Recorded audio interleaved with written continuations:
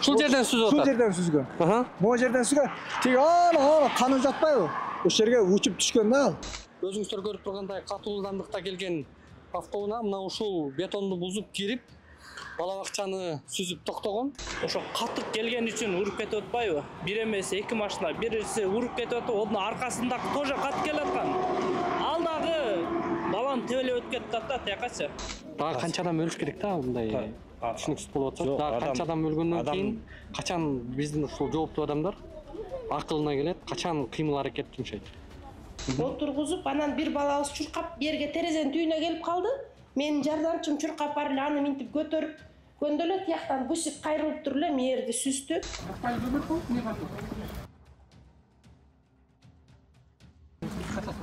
Анда жооп берип коюңуз, качпайлы. Бирөө жоготуп отуруп кабыргасы кайышканда ушул маселе көтөрүлүш керек. Садыр Нуркожоевич өзү да биздин үйгө келген. Анан кичүү кызы менен таанышкан Асия депчи. Ошонун эжеси болуп атат да. Кызым кайтышып койгон эжеси.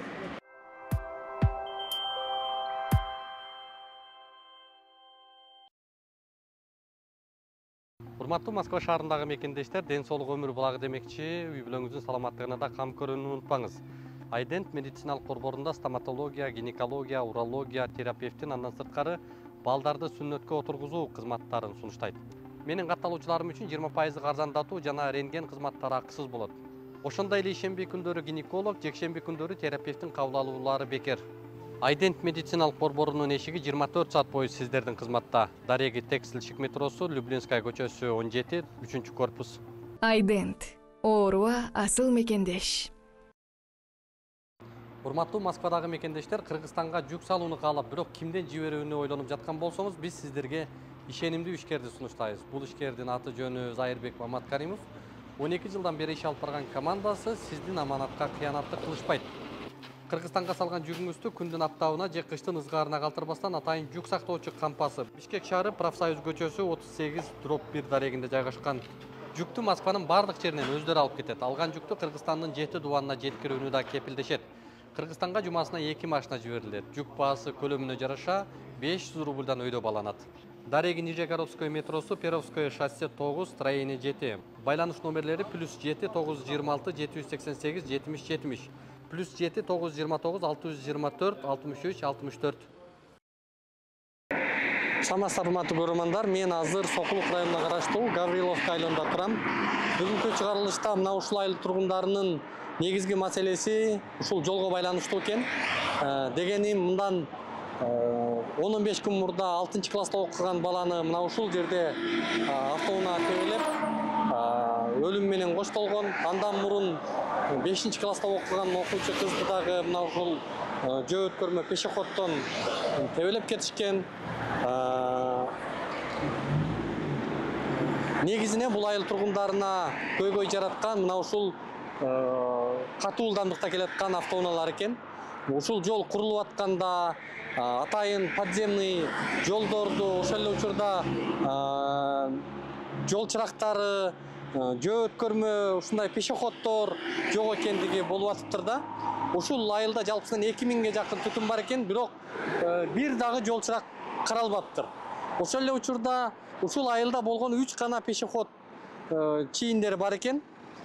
Анан урматтуу көрөрмандар, негизи мына көрсөңүздөр бул жакта атайын жолду жарыктандыруу системасы бул жон гана мындай көргөзмөгө тургандай, анткени жол кырсыктарынын көбү түнкүсүн мына ушул чырактар иштебегендигинин айынан дагы болуп аткандыгын белгилеп атышат да.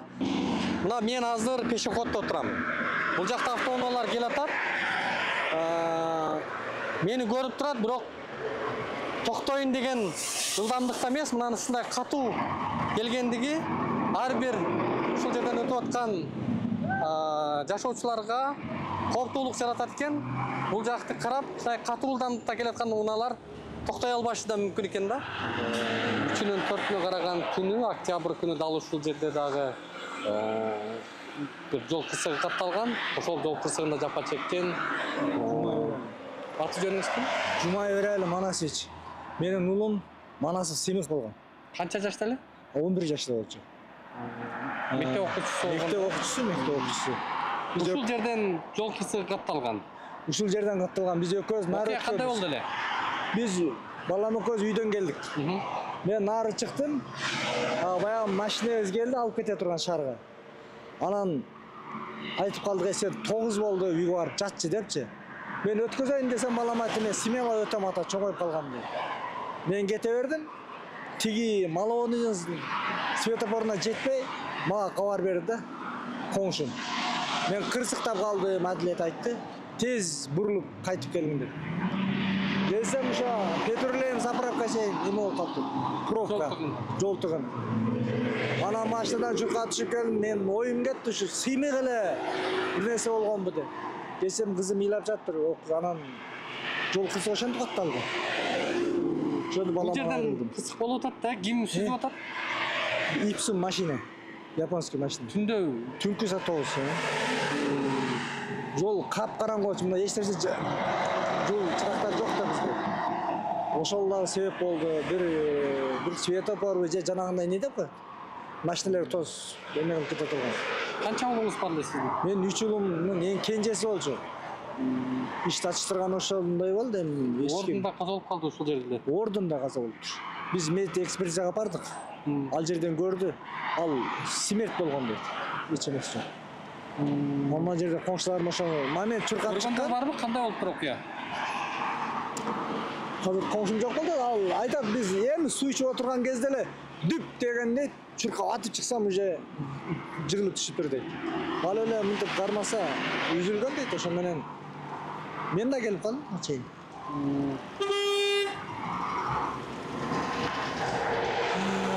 Шундай болду анан. Эми ошо биз мамлекеттен, элден Буга чейин бул жер тууралуу ушул коопсуздукка байланыштуу маселелер каралган беле, айтылган беле? мен onu билбейт экенмин, бирок бул жерде ушундай жана ызлактар жок да, 60-та жүргүлө, население пункту 40-та жүргүлө деген. Жана зебра эч бир белгилери жок. Азыр кайсы факторлорду сиздер белгилейсиздер? Мисалы, жол чырак жок экен.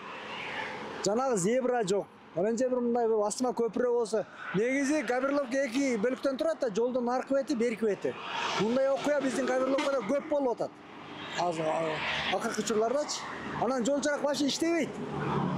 Мен жол чырактан түнү болгон үчүн, жол чырак капкараңгы болгон үчүн ошону айтып атам.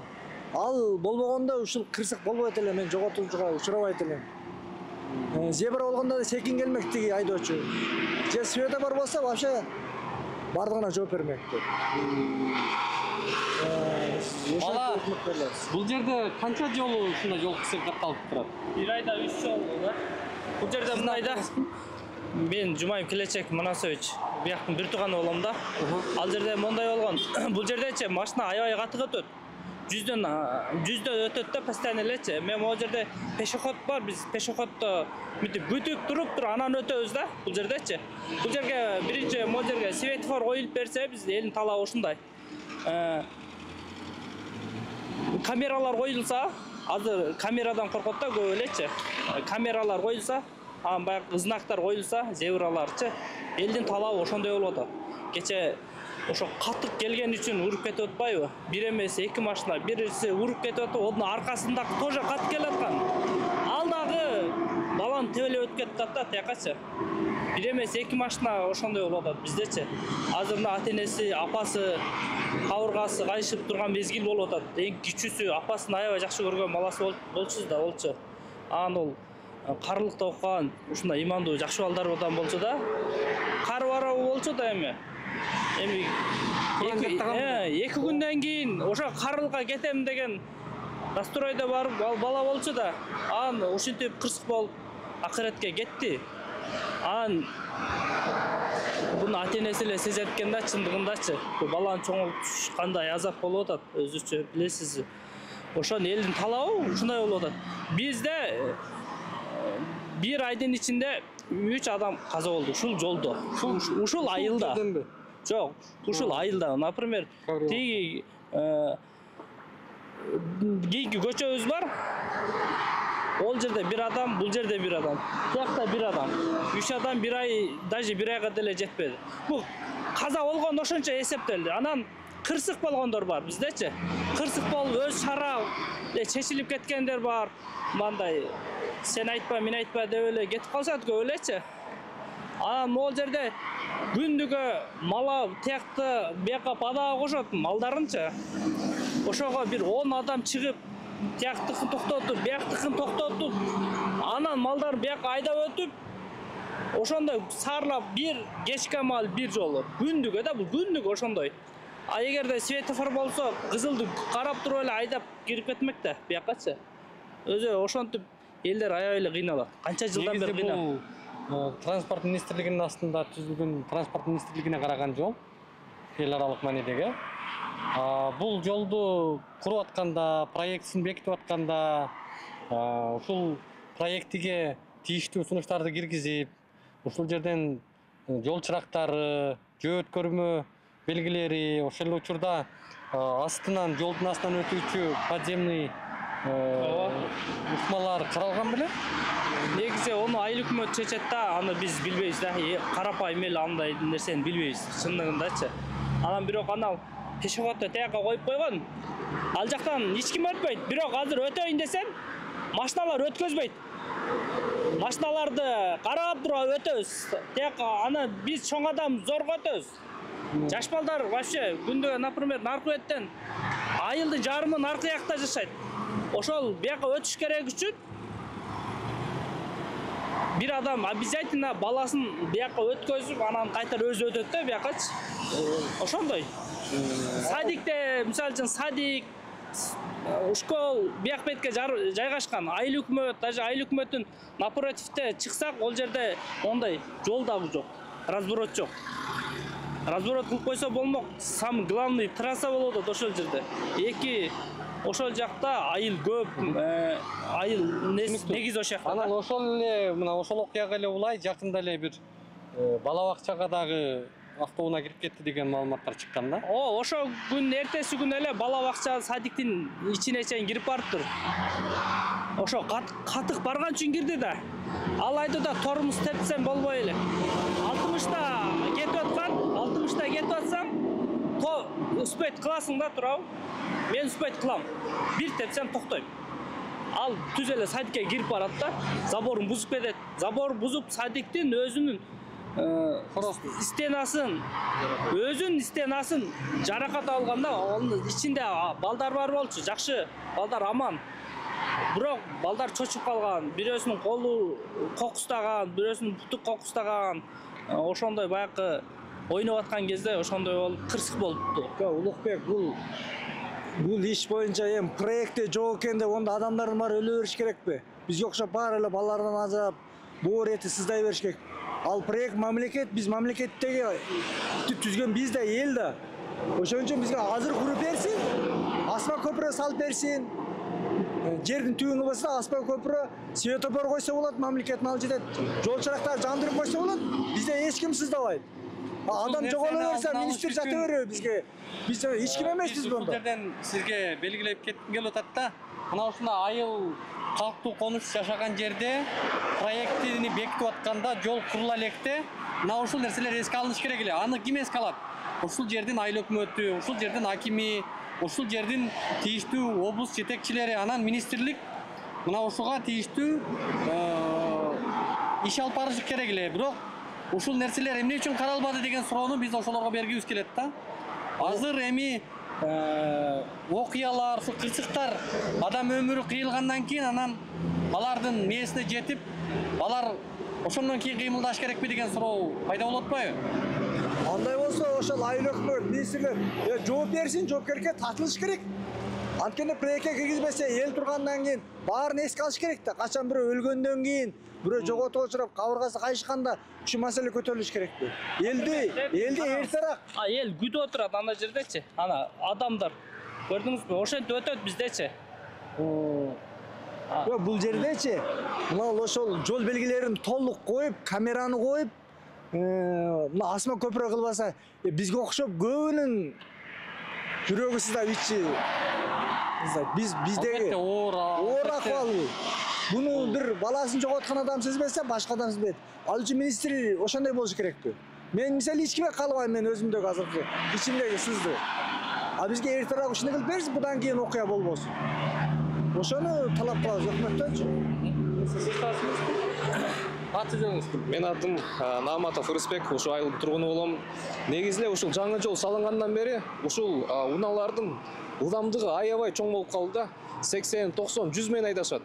Кечки убакытта ушул жакта жарык жок болгон үчүн жолдун четине киши туруп алып пешеходдон өтүп баратабы көрүнбөйт такыры. Андан кийин ушул жакта бир садик жакта бир трёхтошка деп коет, 60ка фиксацияланган камера. Бирок ал күндүз эле, кечкиси ушул жакта тим эле 100дөн ашырып айдашат.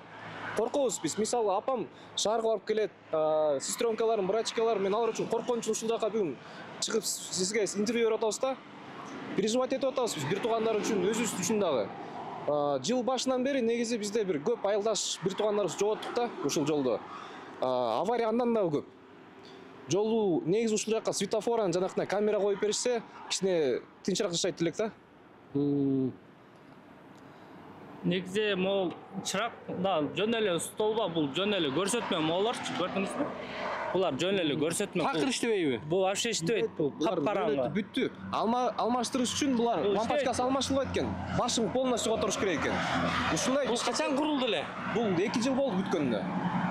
Бишкектен баштап Кара-Балтага чейин байкасаңыздар, бүт жол караңгы. Антоновка, Новополовкада жакшы кылып коюштур. Столбалар жол ортосуна коюп туруп, чырак 2 жакка тең сонун жарык берет да. Биздики андай жок. Ошол көйгөй болуп атат бизде. Анан могул Бул калп айтпасам бул жаңы бүткөн жол да. Ооба. Жаңы кабыл алынган жол. Ушул нормалар менен кабыл алыштыбы эксплуатациядан? ошондой болду да эми ошол үчүн ишке кирип атпай болбочо не кылчу. Анан могул жерде адамдар пешоход тиякта биздечи ал жака барышка зеригет көп элечи. Ол жака барбайт көп эле. Ушул жерден эле мына пешоход мындай эле урат да балдарчы.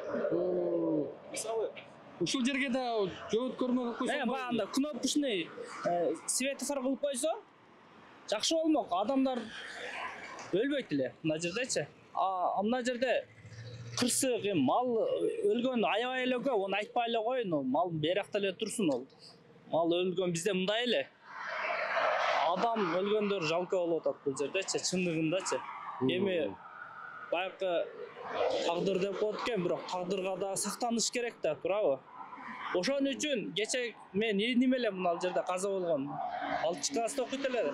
Ошол дагы жол чырак жок, светофор коду, ошо светофордон өтүп, машиналар секинерак келет болчу да, туурабы? Ошол машина катып келип, сүзүп өтүп, одан кийин арканкысы дагы катып келген үчүн тебелеп өтүп кетип атпайбы? Сүзгөндү көргөндөн кийин туктойт да машиначы, туурабы? Чуркап келгенден кийин токтото албагандай эле болуп атат да бу жердечи. Ошондой бизде көйгөй бар мына жерде, айылдачы. Бул жерде Түшүнүктүү. айылыбыз аябай чоң. 1,5-2 километр айылыбыз. Болгон 3 эле пешеход бар да. Айылдын саны көп биякта жашаган кишилер. Канча 1200 түтүн бар да. Ошо 1,5-2 километр узундугу. Болгон 3 эле пешеходубуз бар да. Ага да айылдын ичинде. Ооба. Ошондой кырсыктар көп болуп атат да. Пешеход керек бизге, светофор дагы керек. Түшүнүктүү. Ошондон үчүн сизди чакырдык. Ушуну жогорку бийликке жеткизиңиз, сизден сураныбыз. Бизден кийинкилер биздей сыздабасын. Эми өкмөт ал жол иштеп атат, аябай жакшы иштеп атат. Ал жол укса ушуга камчылык ташуучу өзү көңүл бурар деген үмүт менен үмүт өчпөйт. Сиздерден ошону суранабыз, ушуну сиздер жеткизип коюңуздар. Биз карапайым эл айылдагы биздики жетпейт, сиздердики жетет. Сөзсүз эле камчылык ташуучу келиш керекпи? Же бир өзү министр, замы келеби, өзү келеби, кимиси келсе да бул оңой эле го чечип коюш. Адам өмүрүнө караганда бул адамдан кымбат нерсе эмес го дейм.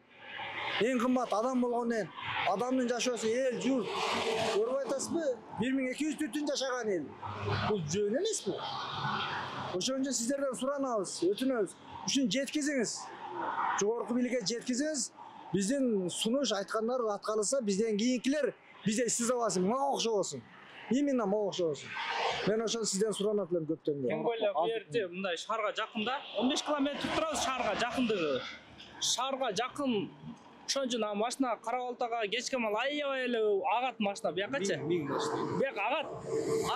Жумушка да кеткенде үйүнө шашылып барышат. Катуу кетет. машинадан катуу келет, кечкен мал аябай катуу. Аны сарнап биякта шара карабак. Түшүнүктүү. Азыр биз бала бакчаңыздардагы жана окуя болгон көрүнүштө бир өз көзүбүз менен көрөлү, анан тийиштүү жооптуу жетекчилерге барып мына ушул маселелерди суроолорду салабыз. Элден дагы сурап көрсөңүз ушул суроолорду берет да. Сизге рахмат келгениңиз үчүн. Аты жөнүңүз? Мадалиев Кудбилла. Бул жерде айыл Мен тургунусу. ошол Гавриловка айылынын тургуну. Айылдын ичинде болгону 3 жөө өткөрмө пешеход бар экен. Бир дагы жол чырак жок экен. Светофор жок. Светофор бизде могу айылдын башында Маловодныйга бурулган жерде бар.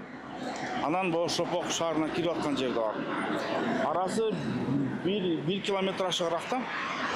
Анан биз мисалга бу жерден өтө турган болсок, биз примерно ошол Маловодныйдагы светофор кызыл жанышын күтөбүз дегендей да.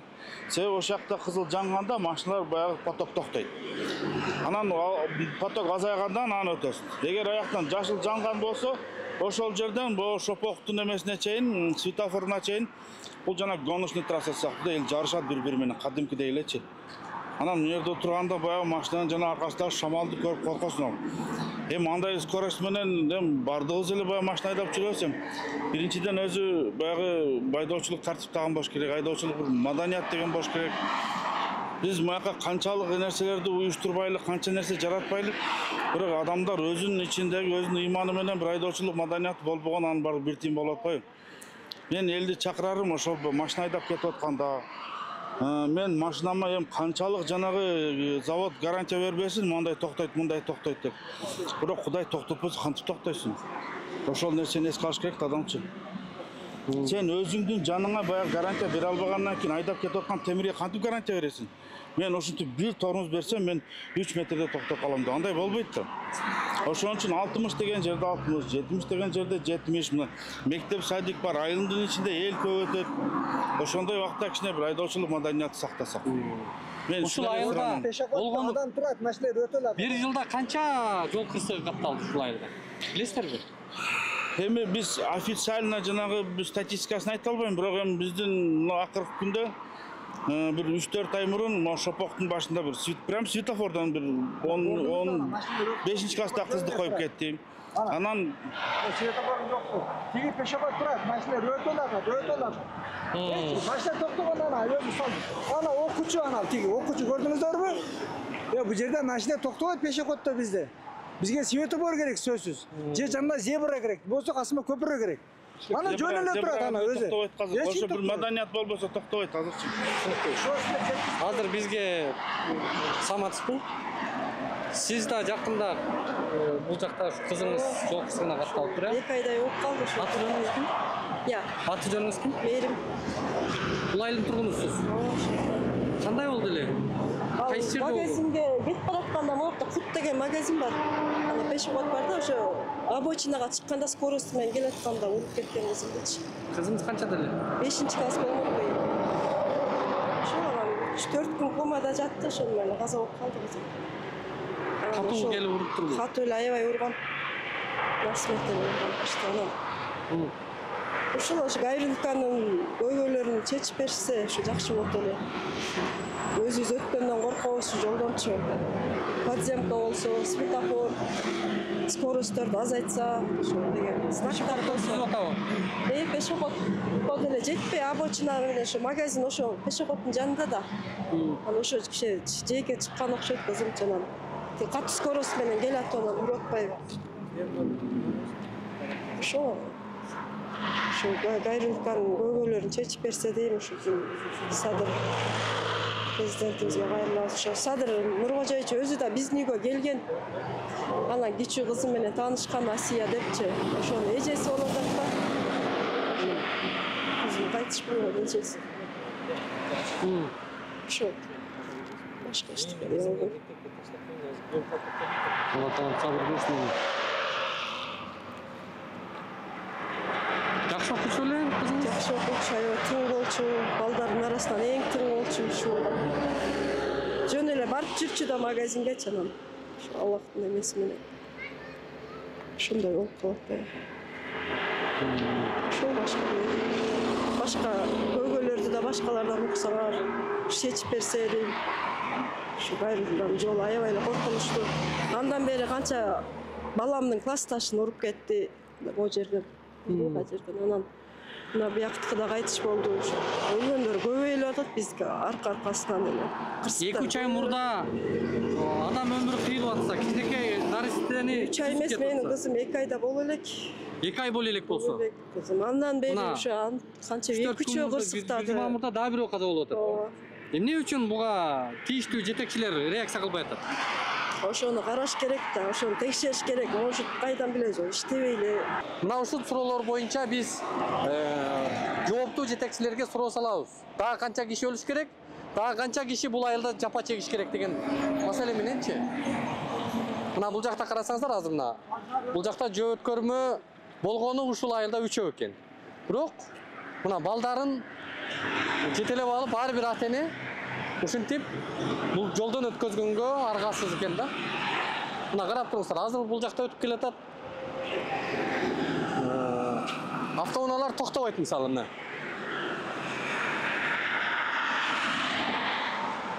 Бул жагынан да автоунаа кетип атат, бул жагынан да кетип атат.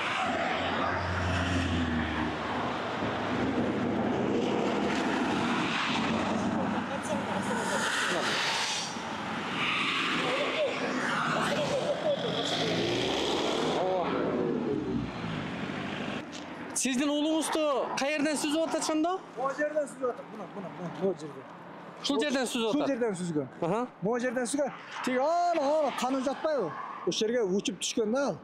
Каны кургай элек экен дагы деле. Кургай элек. Ал биринчи машина сүзгөн, ал учуп жерге түшкөндө экинчиси келип тегелеп өтүп кеткен болот коебу? Ошо жол эрежелери бу жерде сакталбаган. Канча алдамдыкта келип сүзүп атат? Onu gaylер келип чийген. Мен биздин божомол боюнча 100 деп атышат. Бул жерде эч знак жок, бир 60-та 40-та кел, же бир зебра бар, бир жарыкта ал шопур деле көрмөк да. Баарын бир бизге бир көпүрө салып берсасызбы көпүрө же жана кнопочный светофор коюп берсе, кыскасы биз эске алыш керек да биздин айылды. Биз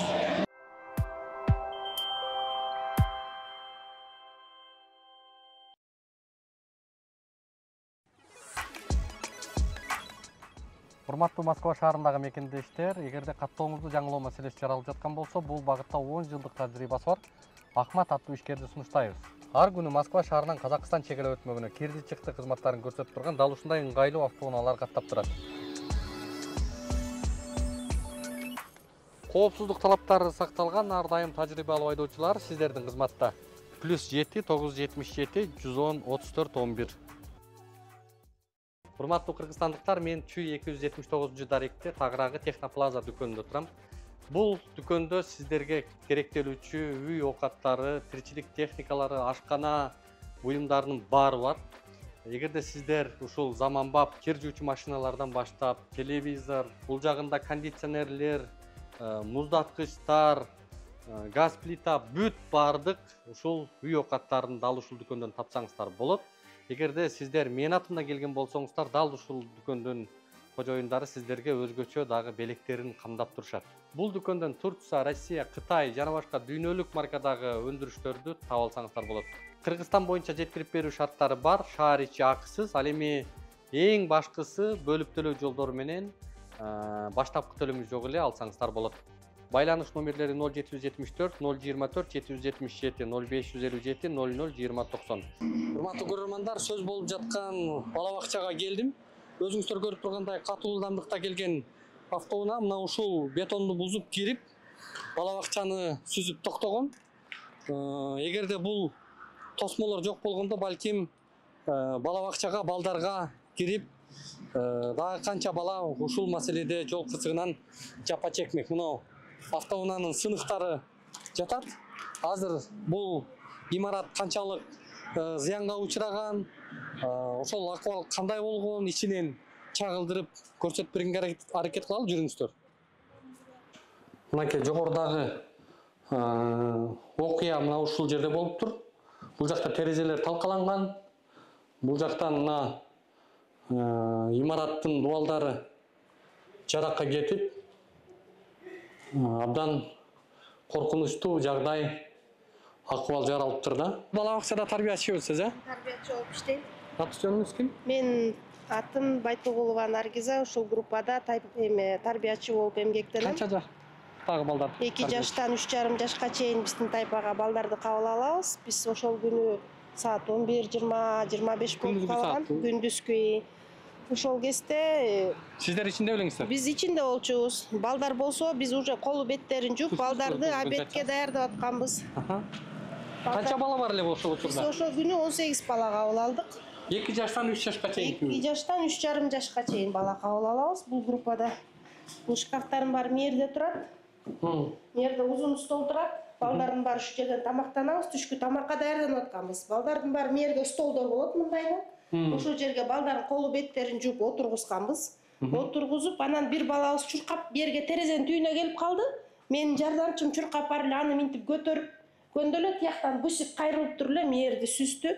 Мунун ичинин баары чаңдады. Чаңдап мияктын баары жаракка кетти. Балдар паника болуп эле кыйкырып эле ыйлап калышты. Балдарды алып эле биринчи аман эсен болсун деп эле мен алып чыгып эле мукалдерге коюп, буттарын кийгизип, жогорку тайпага алып кеттим. Бул помещениянын ичи бош калды. Анан заведующийбиз келди. Ошо менен биз балдарды үйүнө тараттык. Аман эсен болгону ошол эле биз үйүнө эле тараттык да. Кудай сактап турат. Абдан катуу келген автоунаа экен. Катуу келди. Эмен үнү даже тиги бусиктин үнү терден угулганда кыч деп барып эле минтип караганда эле уже бусик мындайынан эле кирип кетти да. Ошо биз уже жетишпей калдык да. Бирок биз эмнеге жакшы сүйүндүк, балдарыбыз мерде отурганда тийген жок да бизге. Ошо бир эле балабызды мерден көтөрө калды. Тарбиячы жардамчыма так. Балдар аман эсен калышты. Чочуп калды. Балдар чочуду, ыйлашты, тияк сынды дешип, колдору менен көргөзүшүп, бакырып ыйлашты. Биякта кадимкидей эле чаң болуп кетти да ичи. Учурдан качып болуп катат балдар? Азыр балдар үйлөрүндө, эми могу бир жуманын ичинде чечилип, анан кайра бир помещение бөлүп берсе, биз балдарды кабыл алабыз. Түшүнүктүү. Бул имарат өзү дагы эски имарат экен, Союз учурунан калган.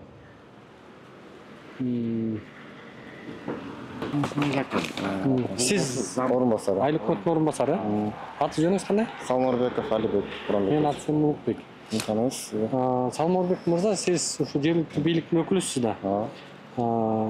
Ушул жол кабыл алынаарда, проектисин бекитип атканда, экспертизага дайындалганда сиздер сунуш бергенсиздерби? Бул айылга мынча жолдун астынан өтүүчү подземный Бул боюнча өткөрмө керек, мынча светофор керек, мынча пешеход керек деген нерселер каралганбы? бул боюнча бул Минтранстын эмеси болгондон кийин ошолор проект ошолор түзөт да. Жергиликтүү бийликтин катышуусу менен калат алар. Бул боюнча Кандай муктаждыктар, кандай маселелер бар эле, эми түштөн кийин жол бүткөндөн кийин, эксплуатацияга кабыл алынгандан кийин, анан баланска өткөндөн кийин, анан бул жерге светофор керек экен, бул жерге жолдун астынан жол чырак өткөрмө бул жерден баланска биз кабыл алган эмеспиз. Баланска сиздер кабыл албайсыздар. Өздөрү кабыл алган. Жок, маселе бүтүп калды да. Эмне үчүн проекттин кабыл алып атканда, проектти бекитип атканда сиздер ушул нерселерди берген жоксуздар? Тактайлы ал нерселерин өткөн ал жерде маалымат берет. Неге? Бул жерде биздин эмебиз боюнча аны кеткен ичинде. Ал бала өзү билип өзү жооп бербесе. Ошо. Аты жөнүңүздү айтып коесузбу? Кызматыңызды. Үмөталиев Максат. Кызматыңыз кандай? Старший инспектор. Сокулук району боюнча. Сокулук району боюнча. Акыркы эки эле жол кырсыгында каза болгон эки наристе жөнүндө сурагым келип атат да. Жана 5-класстын кызын тебелеп кеткен окуяны билесизби? Окуя кандай болгон?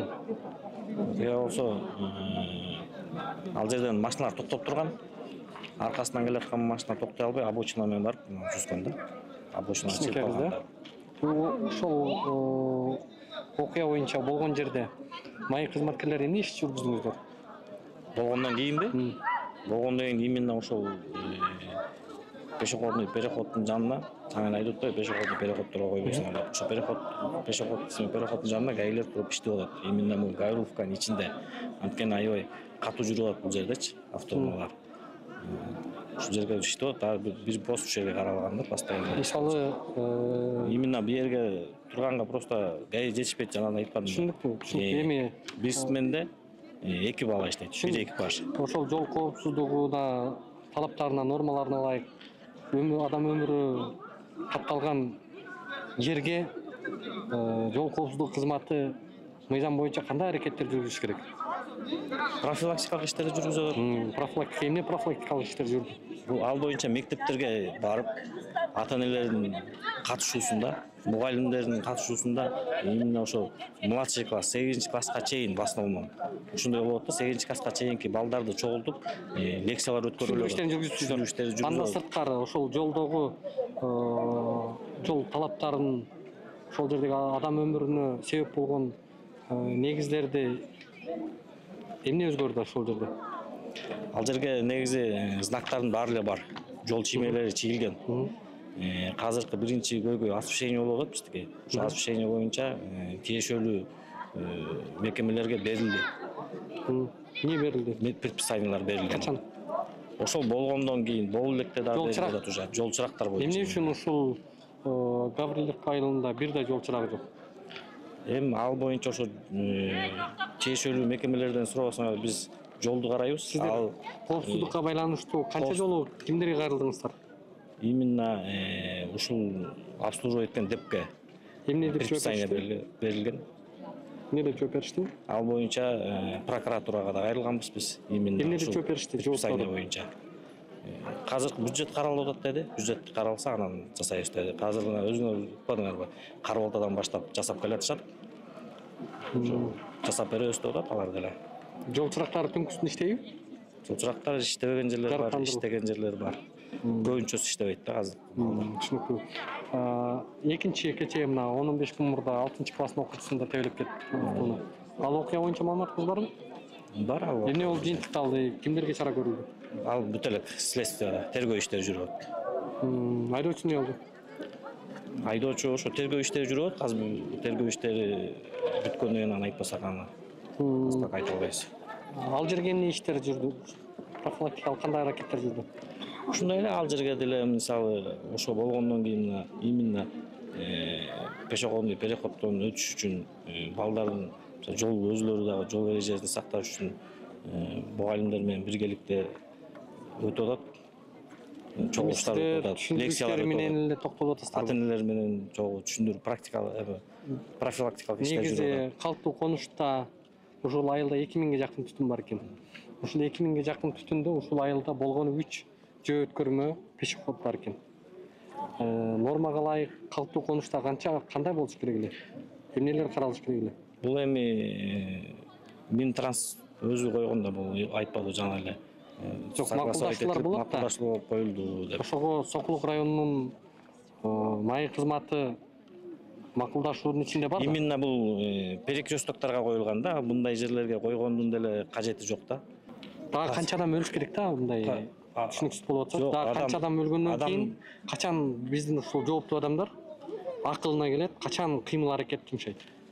Бул боюнча мисалы именно радар боюнча радар менен иштеп атсак. Бир ай мурда 5-класстын окуучусун тебелеп кетсе, 10 күн мурда дагы бирөөнү тебелеп кетсе, дагы канча адам, канча наристе бул жол кырсыгына каза болот? Бул именно биз тараптан, биздин кызматкерлер тараптан өзүбүздүн иш аракеттерди кылып атабыз болушунча. Ушул жерде именно радар менен иштеп атат катуу жүргөндүгү үчүн. Кечкисин освещение жок болгонуна байланыштуу ал жерде канча кагаз кат жаздыңыздар жооптуу мекемелерге жол чырактарын жандыруу боюнча, светофор коюу боюнча? Ал боюнча мекемеге жазганбыз кат. Ал боюнча мекемеге эмес прокуратурага да бергенбиз. Ушундай биздин берген каттарыбыз. Кайсы прокуратурага? Сокулуктун прокуратурасына.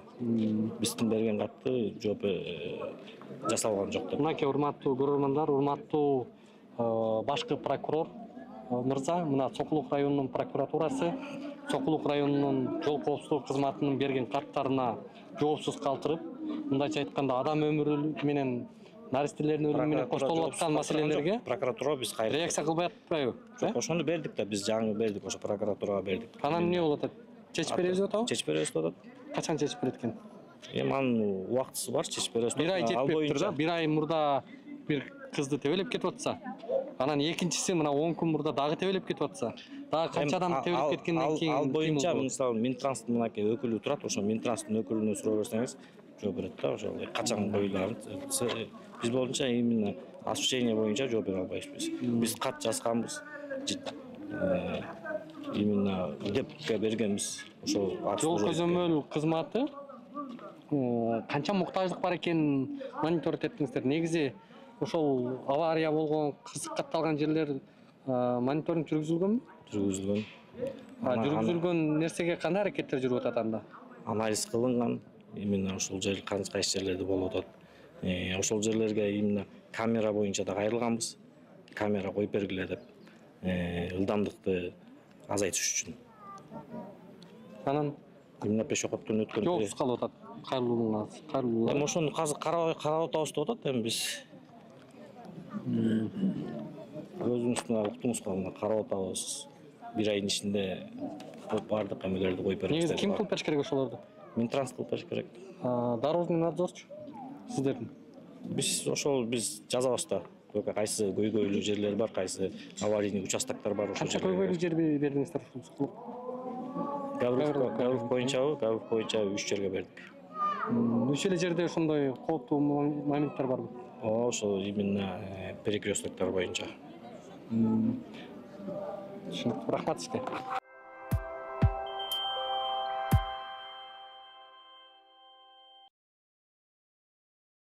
Assalomu alaykum. Саламатсыздарбы? Жакшы.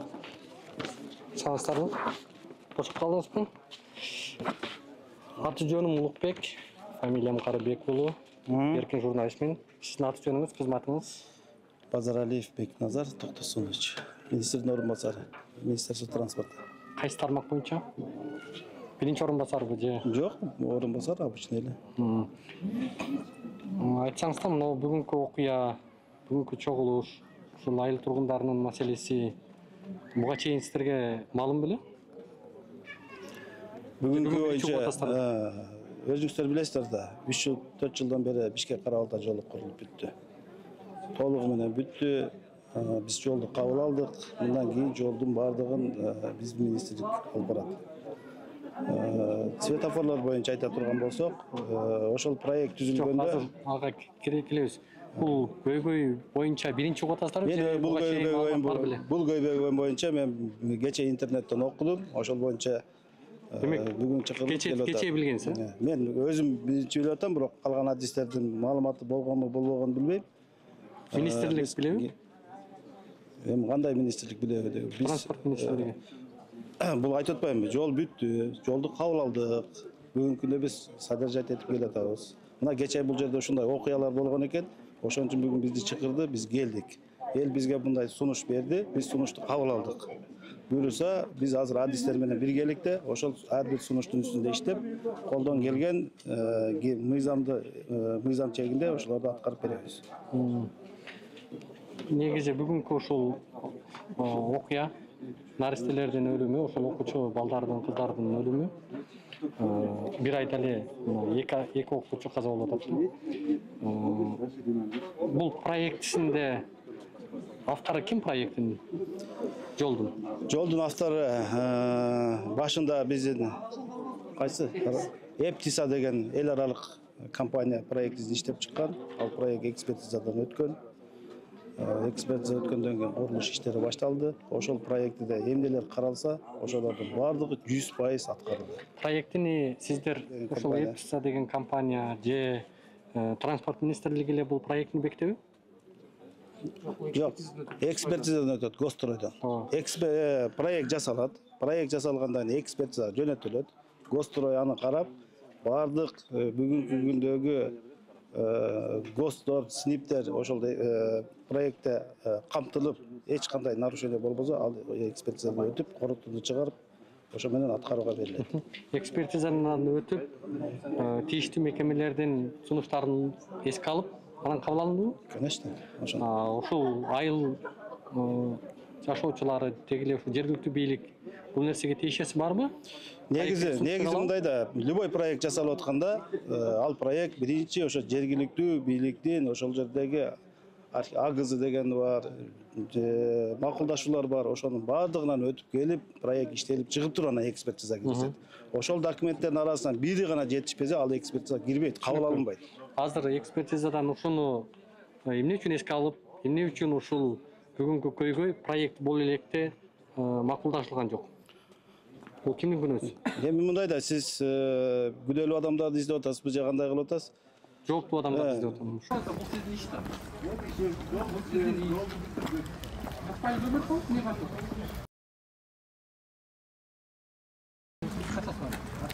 Анда жооп берип коюңуз, качпайлы.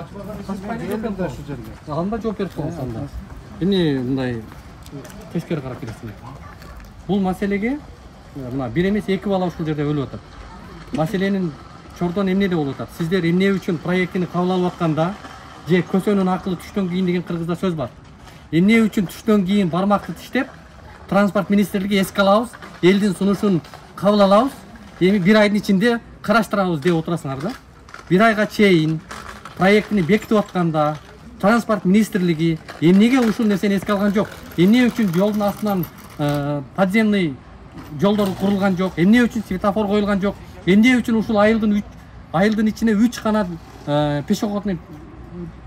пешеход коюп атат? Буга бирөө жооп бериш керек да. Мен сизге дагы бир жолу түшүндүрүп кетейин. Бул проекттин башталганына 5-6 жыл болду. Бул проект башталды. Башталганга чейин бул жерде адистер иштеп, проектти иштеп чыкты. Ал жерде жөн эле келип бир адам жолду чиймелеп коюп кетип калган жок. Проекттин иштеп чыкты, эсептөөлөрдү жүргүзүштү. Макулдашуулардын баары алынды.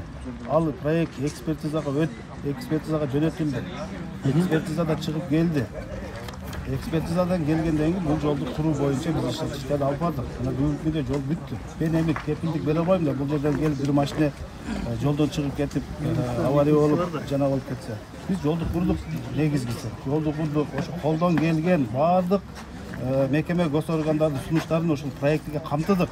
Мына карасаңыз, ушул жерде азыр баардык знактар турат, разметкалар турат, баары турат. Бирок эми ушундай кырсыктар болот экен, биз азыр дагы элден сунуш түштү, биз ошону дагы карап берели деп атабыз. Жок, биз атайлап бул жерде кылган жокпуз да. Билем, калктуу конушу бар жерде. Калктуу бар жердеги талаптарын баардыгын карадык. Каралса эмнеге сиздерге эл бул жерде ыйлап айтат, эмнеге бул жерде балдар өлүп атат, эгер каралган болсо? Мен проектировщик эмесмин да. Проектировщик жасаган нерсе киргизген, проектке киргизгендин баарын жасадык деп. Ушул боюнча акыры бирөө жооп бериш керекпи ушул адам өмүрү боюнча? Эми сиз эртең мага жумушка келиңиз, мен ошол проектировщиктерди чакыралы, анан сиз экөөбүз дагы талкуулайлык. Эмнеге кирбей калды, кантип эсептеди, кандай кылып жасады, анан ошондо сиз үчүн мындай тагыраак маалымат болот да. Мен азыр проектте жасалган нерсенин баардыгын жасап бүттүк деген нерсени айтып атам. Эси жасалбай калган болсо, анда айтыңыз. Сиз могу жерде кылбай коюп турсуңуз. Биз кылдык деп атабыз ошонун баарынча. Жок. Сиздер ушуну эске алышыңыздар керек да. Бул сабак болуш керек да. Сиз андай да, проектировать эткенде мунун баарысы СНИП менен ГОСТтор бар бизде Кыргызстанда. Ошол СНИП менен ГОСТтун негизинде проектировщик ушуну проектировать этет. Эгерде СНИП менен ГОСТко жооп берген эмелери менен, данныйлары менен ушул жерге эслеп проектировать этип туруп, подземный же надземный пешеходный переход проектировать этсе, анда ал кылынмак. Значит, берге салынбаганын себеби, значит, ал СНИПке же ГОСТко жооп бербеген.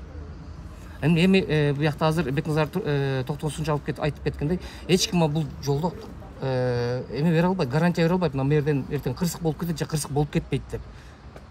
Бул жерде эми кырсык болуп калыптыр да, возможно ушул жерде, возможно ушул моменттерде бизде проектировать этилип атканда ал кезде поток машин башкача болчу. Бу жердин местный жительдердин количествосу башка болчу. Ошон үчүн возможно бул ушул проектке кирбей калган. Азыр ошол данныйлардын баарысы 7-8 жылдын ичинде уже өзгөрүлдү. Возможно, эми надо еще раз пересмотреть. Ошонун негизинде азыр возможно надземный пешеходный переход же болсо светофор каралат. Качан курулат ошол? Азыр адистер иштеп чыксын. Светофор 20 күнүн ичинде коебуз деп айтып. 5-класстын окуучусун тебелеп кетип атат бир ай мурда. Анда мына 10 күн мурда дагы бир 6-класстын баласын тебелеп кетип атат да. Эгер сиздер азыр дагы караштыралы, эске алалы, анан бир айдын ичинде биз көзөмөлдөйбүз дегичеңиздер дагы канча баланын өмүрү өтүп кетет бул жерде. Ушуга тездик менен бул адам өмүрүнөн кымбат нерсе жок болуш керек, өзгөчө балдардын өмүрүнөн. Сиздер ушуну чечиш үчүн канча убакыт керек? Качан ушул жерге кооптуу биздин балдар өтүп калат? Бул боюнча мен азыр калың элдин алдындагы өзүмдүн сөзүмдү бердим. Мен адистерде уже биздин адистер кечинтен баштап эле чыккан. Бул жерде бүгүн кечинде да келет. Алар баардыгын жолду иликтеп, мына азыркы айтылган сунуштардын баарын эске алып бизге жыйынтык алып барат. Ал жыйынтыктын негизинде биз ошол жерге азыркы айтылып кеткен светофор болобу, кандайдыр бир кошумча знактар болобу, плюс азыр жолдун үстүндө өтүүчү өтмөктөр жөнүндө бизге сунуш келе турган болсо, аны сөзсүз түрдө четинен баштап чечип баштайбыз. Биз айттык, проектин жасаталы. Проекти жасатылгандан кийин макулдашууга келебиз, андан ары кетебиз. Ушул жердин Сокулук районунун майы кызматкерлери менен сурадым азыр.